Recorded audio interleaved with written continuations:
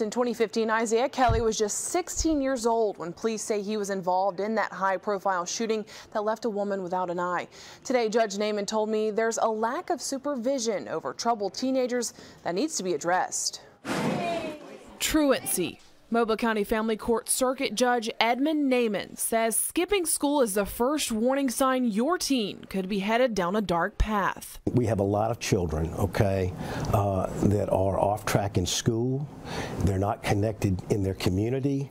There's not a lot of supervision in their homes, and there's a lot of poverty and drugs and violence that's going on all around them, and no one is protecting them from the negatives in their community. Judge Naiman says kids in these circumstances are more likely to get in with the wrong crowd, eventually winding up in juvenile court.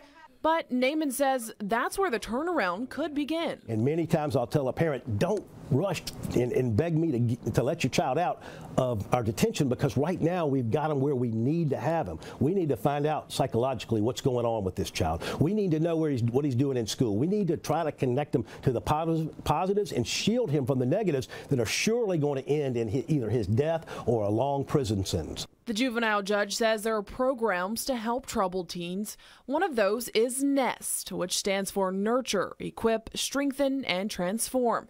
It's a nonprofit organization that works to give the young a chance at a successful adulthood. NEST Chairman Pete Peters says the life change he's seen has been eye-opening. There's so much tragedy that we hear about in the news, of course, what we just heard about in Florida, but you just think about Isaiah and what would have been different had he had a group of NEST folks with him for the last 3 or 4 years. We don't know the difference we're making, but we feel like, if we can prevent one of those kind of things happening, it's worth all of our time.